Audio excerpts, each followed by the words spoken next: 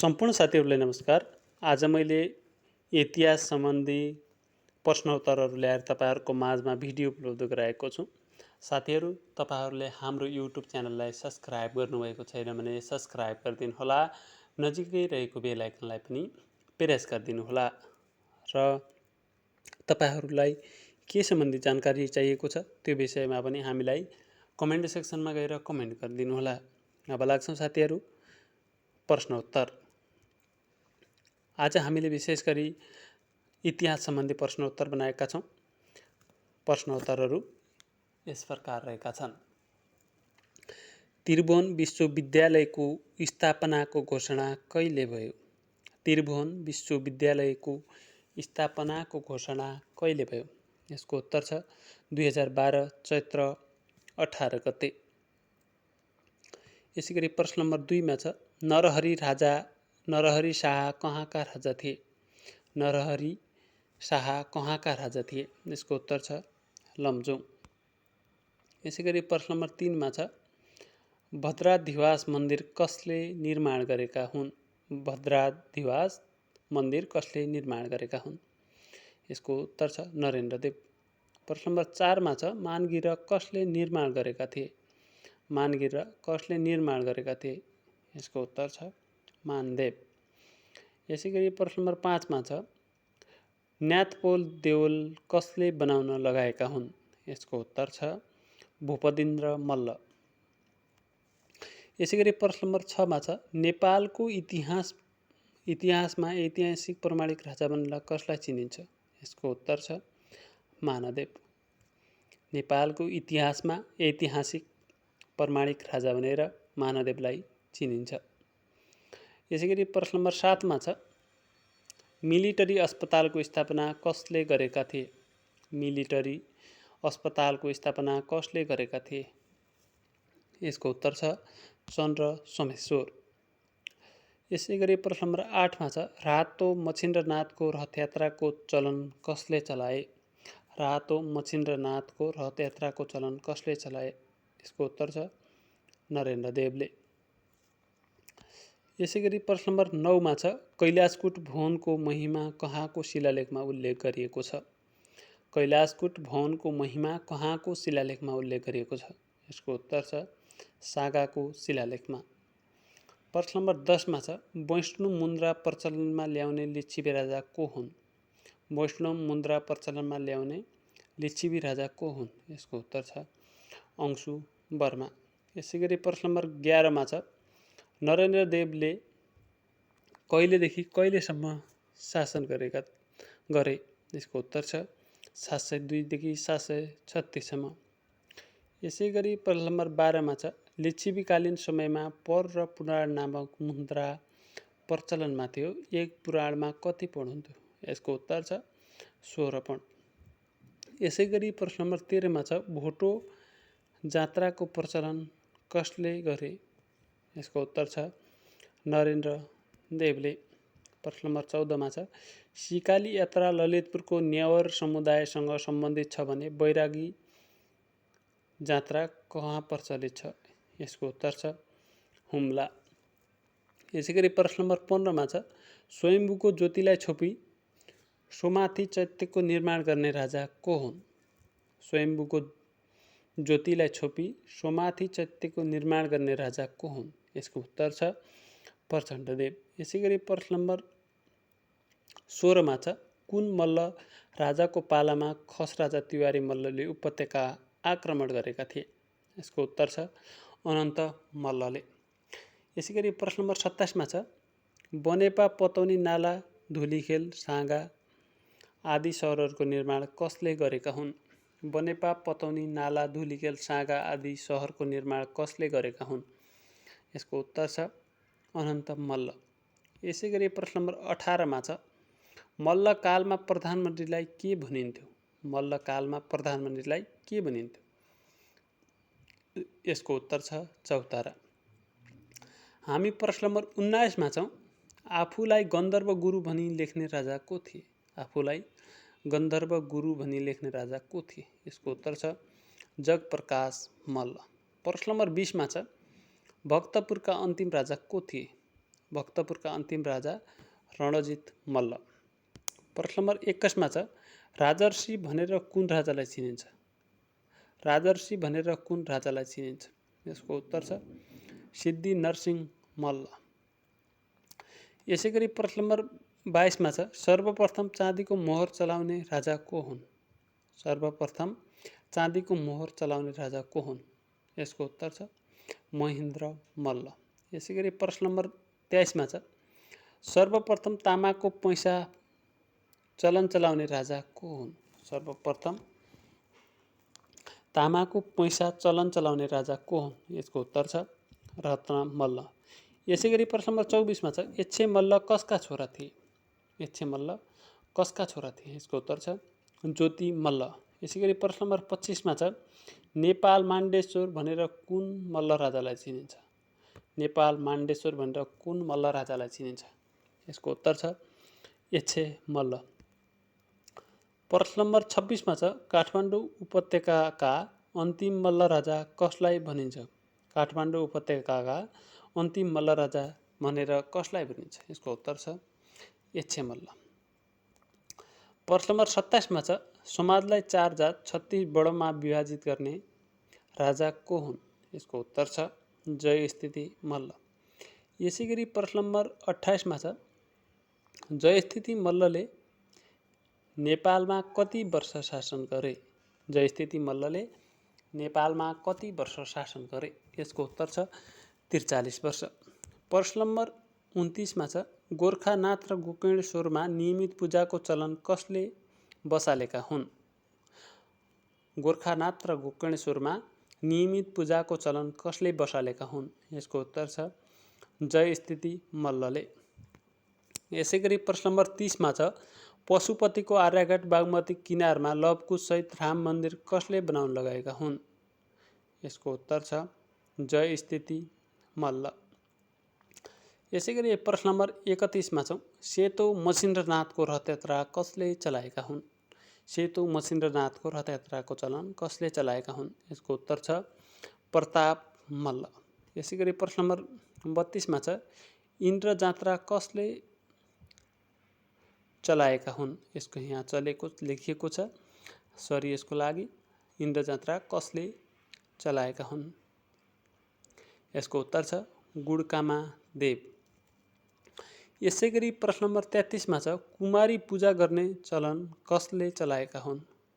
कुमारी पूजा गर्ने चलन कसले चलाएका हुन्? यसको उत्तर छ गुडकामा देव। यसैगरी प्रश्न नम्बर 34 मा छ गाई जात्रा कसले चलाएका हुन्? गाई जात्रा कसले चलन चलाएका हुन्? यसको उत्तर छ जगत प्रकाश मल्ल। यसैगरी प्रश्न नम्बर 35 मा छ काठमाडौँका अन्तिम मल्ल राजा को हुन्? काठमाडौँका अन्तिम मल्ल राजा को हुन्? यसको उत्तर छ जयप्रकाश मल्ल। यसैगरी प्रश्न नम्बर 36 मा छ नेपालभित्र फेला परेको मातृत्व पितृत्वको ठेगाना पत्ता नलागेको बेवारिसे नाबालिग कुन आधारमा नेपालको नागरिक ठहरन्छ? नेपालभित्र फेला परेको मातृत्व पितृत्व ठेगाना पत्ता नलागेको बेवारिसे नाबालक कुन आधारमा नेपालको नागरिक ठहरिन्छ? यसको उत्तर छ वंशजको आधारमा ठहरिन्छ। प्रश्न नम्बर 37 मा छ सुगौली सन्धिमा अङ्ग्रेजको तर्फबाट हस्ताक्षर गर्ने को थिए? सुगौली सन्धिमा अङ्ग्रेजको तर्फबाट हस्ताक्षर गर्ने को थिए? यसको उत्तर छ मेजर बारडसा। यसैगरी प्रश्न नम्बर 38 मा छ नेपालमा मौजा परगना र जिल्ला भन्ने 3 तहको प्रशासनिक व्यवस्था कुन शासनकालमा थियो? यसको उत्तर छ राणाकालमा।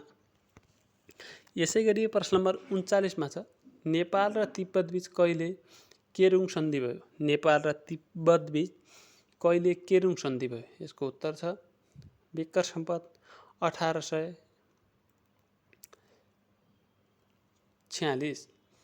यसैगरी प्रश्न नम्बर 40 मा छ भण्डारखाल पर्वमा सबैभन्दा पहिले मारिने को थिए? भण्डारखाल पर्वमा सबैभन्दा पहिले मारिने को थिए? यसको उत्तर छ वीरध्वज बस्नेत। हामी प्रश्न नम्बर 41 तर्फ जाँदैछौँ। साथीहरू, तपाईँहरूले भिडियोलाई अन्तिमसम्म हेरिदिनुहोला र हाम्रो च्यानललाई सब्सक्राइब गर्नुभएको छैन भने सब्सक्राइब गरिदिनुहोला। हामी प्रश्न नम्बर 41 मा छौँ। पाण्डकी अड्डा कहाँ थियो? पाण्डकी अड्डा कहाँ थियो? यसको उत्तर छ सिंहदरबार। प्रश्न नम्बर 42 मा छ। गोर्खा राज्यको स्थापना कहिले भयो? गोर्खा राज्यको स्थापना कहिले भयो? यसको उत्तर छ 1616 भाद्र 25 गते भएको हो। विक्रम सम्वत 1616 भाद्र 25 गते गोर्खा राज्यको स्थापना भएको हो। यसै गरी प्रश्न नम्बर 43 मा छ। नेपाल सम्वतका प्रवर्तक राजा भन्नाले कसलाई चिनिन्छ? नेपाल सम्वतका प्रवर्तक राजा भन्नाले कसलाई चिनिन्छ? यसको उत्तर छ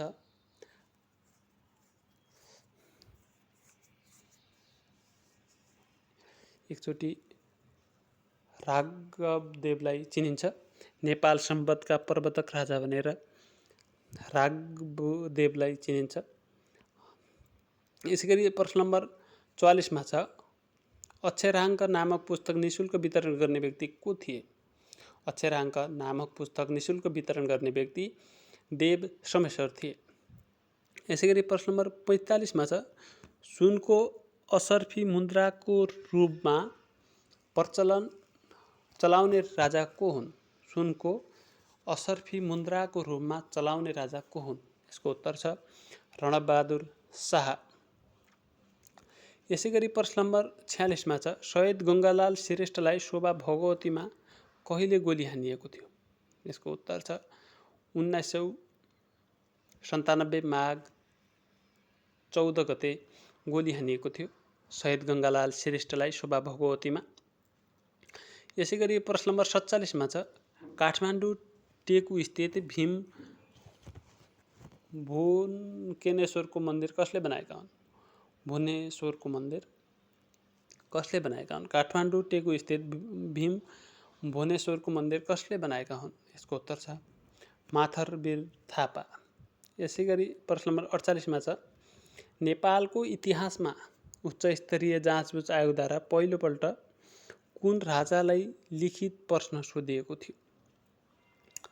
नेपालको इतिहासमा उच्च स्तरीय जाँचबुझ आयोगद्वारा पहिलोपल्ट कुन राजालाई लिखित यक्ष प्रश्न सोधिएको थियो? यसको उत्तर छ राजा ज्ञानेन्द्रलाई सोधिएको थियो। यसै गरी प्रश्न नम्बर 49 मा छ। जङ्गबहादुरको बेलायत र फ्रान्सको भ्रमण अवधि कति थियो? जङ्गबहादुरको बेलायत र फ्रान्सको भ्रमण अवधि कति थियो? यसको उत्तर छ 1 वर्ष 29 दिन। यसै गरी प्रश्न नम्बर 50 मा छ। सर्वप्रथम युरोप पुग्ने नेपाली राजा को हुन्? सर्वप्रथम युरोप पुग्ने नेपालका राजा को हुन्? यसको उत्तर छ श्री 5 त्रिभुवन। यसै गरी प्रश्न नम्बर 51 मा छ। नेपालको इतिहासमा बाष्ठीहरण कुन राजाको पालामा भएको थियो? यसको उत्तर छ श्री 5 रणबहादुर। यसै गरी प्रश्न नम्बर 52 मा छ। नेपालमा दास प्रथाको अन्त्य कहिले घोषणा गरिएको थियो? यसको उत्तर छ विक्रम सम्वत 1981 मा। प्रश्न नम्बर 53 मा छ। धर्म कचहरीको स्थापना कहिले गरिएको थियो? कसले गरेको थियो? यसको उत्तर छ जङ्गबहादुर राणाले। यसै गरी प्रश्न नम्बर 54 मा छ। नेपालको इतिहासमा एक वीरङ्गनाका रूपमा कसलाई चिनिन्छ? नेपालको इतिहासमा एक वीराङ्गनाका रूपमा कसलाई चिनिन्छ? यसको उत्तर छ राजेन्द्र लक्ष्मी। यसको उत्तर छ राजेन्द्र लक्ष्मी। प्रश्न नम्बर 55 मा छ। नेपालको एकीकरण अभियानमा कीर्तिपुरमाथि कहिले विजय प्राप्त गरेको थियो? नेपालको एकीकरण अभियानमा कीर्तिपुरमाथि कहिले विजय प्राप्त गरेको थियो? यसको उत्तर छ 1822 मा। प्रश्न नम्बर 56 मा छ शहीद धर्मभक्त माथेमालाई सिफलमा कहिले झुन्ड्याएर मृत्युदण्ड दिएको थियो? यसको उत्तर छ 1997 माघ 12 गते। साथीहरू, म तपाईहरुलाई हेर्दा अलिकति आँखा अलिकति प्रष्ट देखिँदैन, त्यही भएर अलिकति त्रुटि हुन जान्छ। त्यसको लागि म तपाईहरुलाई क्षमा प्रार्थी चाहन्छु तपाईहरुबाट।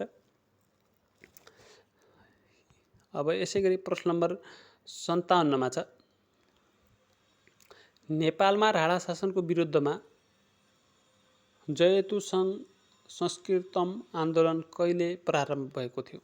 यसको उत्तर छ 2004 सालमा। प्रश्न नम्बर 58 मा छ राजा त्रिभुवनको मृत्यु कहिले भएको थियो? राजा त्रिभुवनको मृत्यु कहिले भएको थियो? विक्रम सम्वत 2011 मा भएको थियो राजा त्रिभुवनको। यो पनि मैले तपाईहरुलाई जानकारी गराइहालेँ। अब प्रश्न नम्बर 59 मा छ निर्वाचित मन्त्रीमण्डल विघटन गरी दलमाथि प्रतिबन्ध लगाउने कार्य तत्कालीन राजा महेन्द्रले कहिले गरेका थिए? निर्वाचित मन्त्रीमण्डल विघटन गरी दलमाथि प्रतिबन्ध लगाउने कार्य तत्कालीन राजा महेन्द्रले कहिले गरेका थिए? यसको उत्तर छ 2017 सालमा। यसैगरी प्रश्न नम्बर 60 मा छ हरिसिद्धिको नाच हेर्दै मृत्यु हुने राजा को हुन्? हरिसिद्धिको नाच हेर्दै मृत्यु हुने राजा को हुन्? यसको उत्तर छ प्रताप मल्ल। प्रश्न नम्बर 61 मा छ गुड्कामा देवले चलन चल्तीमा ल्याएको मुद्रालाई के भनिन्छ? गुड्कामा देवले चलन चल्तीमा ल्याएको मुद्रालाई के भनिन्छ? यसको उत्तर छ गुणाङ्क। यसैगरी प्रश्न नम्बर 62 मा छ मकवानपुरका अन्तिम सेनवंशी राजा को हुन्? मकवानपुरका अन्तिम सेनवंशी राजा को हुन्? यसको उत्तर रहेको छ दिग्बन्धन सेन। यसैगरी हामी प्रश्न नम्बर 63 मा जाँदैछौँ। श्री 5 राजेन्द्रले माथवर थापालाई के उपाधि दिएका थिए? यसको उत्तर छ कलाबहादुर। श्री 5 राजेन्द्रले माथवर थापालाई के उपाधि दिएका थिए? यसको उत्तर छ कलाबहादुर। प्रश्न नम्बर 64 मा छ लुम्बिनीको अशोक स्तम्भमा कुन भाषाको प्रयोग गरिएको छ?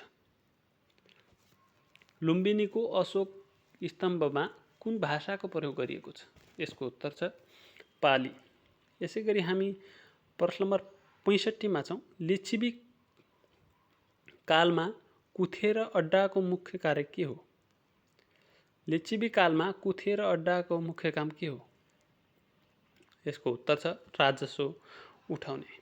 प्रश्न नम्बर 66 मा छौँ लिच्छवी कालीन समयमा लगाइने त्रिकर भित्र कुन कर पर्दछन्? यसको उत्तर छ भाग भोग कर। यसैगरी प्रश्न नम्बर 67 मा छ यातायातको व्यवस्थापन गर्ने कार्य लिच्छवी कालमा कुन अड्डाको हो? लिङ्कओल यातायातको व्यवस्थापन गर्थ्यो। अहिलेको यातायात कार्यालय जस्तै उहिलेको लिङ्कओल हुन्थ्यो। यसैगरी प्रश्न नम्बर 68 मा छ पशुपालनमा लाग्ने करलाई लिच्छवी कालमा के भनिन्थ्यो? पशुपालनमा लाग्ने करलाई लिच्छवी कालमा के भनिन्थ्यो? यसको उत्तर छ भोग। यसैगरी प्रश्न नम्बर 69 मा छ विवाह सम्बन्धी विच्छेद जस्ता सामाजिक कार्यहरूको व्यवस्था गर्ने कार्य कुन लिच्छवीकालीन अड्डाले गर्थ्यो? यसको उत्तर छ मापचोकले गर्थ्यो। यसैगरी प्रश्न नम्बर 70 मा छ मल्लकालमा राजालाई कामकाज गर्न असहयोग गर्ने प्रधानमन्त्री सरहको पदलाई के भनिन्थ्यो? मध्यकालमा राजालाई कामकाज गर्न सहयोग गर्ने प्रधानमन्त्री सरहको पदलाई के भनिन्थ्यो? यसको उत्तर छ चौतारिया। यसैगरी प्रश्न नम्बर 71 मा छ लिच्छवी कालमा अपराध सम्बन्धी मुद्दा हेर्ने र दण्ड गर्ने कार्य कुन अड्डाले गर्थ्यो? यसको उत्तर छ सुल्ली। यसैगरी प्रश्न नम्बर 72 मा छ राणाकालमा सार्वजनिक निर्माण र मर्मतको व्यवस्थापन गर्ने अड्डालाई के भनिन्थ्यो? यसको उत्तर छ छेबडेल। प्रश्न नम्बर 73 मा छ राणाकालमा रहेको 35 जिल्ला मध्ये तराईमा कति जिल्ला थिए? यसको उत्तर छ 12 जिल्ला। यसैगरी प्रश्न नम्बर 74 मा छ सरकारी कार्यालयको समय 10 बजेदेखि 4 बजेसम्म कसले तोकेको थियो? यसको उत्तर छ भीम सोमेश्वरले। यसैगरी प्रश्न नम्बर 75 मा छ राजा वीरेन्द्रले शान्ति क्षेत्रको प्रस्ताव कहिले अघि सारेका थिए? यसको उत्तर छ विक्रम सम्वत 2031 फागुन 13 गते। यसैगरी प्रश्न नम्बर 76 मा छ फिस्टे महाराज भन्नाले कसलाई बुझिन्छ? यसको उत्तर छ चन्द्र सोमेश्वरलाई बुझिन्छ। यसैगरी हामी प्रश्न नम्बर 77 मा जाँदैछौँ। प्रश्न नम्बर 77 यस प्रकार रहेको छ द्वितीय विश्वयुद्धका नेपालमा प्रधानमन्त्री को थिए? जुद्ध सोमेश्वर थिए। प्रश्न नम्बर 78 मा छौँ कालभैरवलाई हँसाउने राजा को हुन्? प्रताप मल्ल।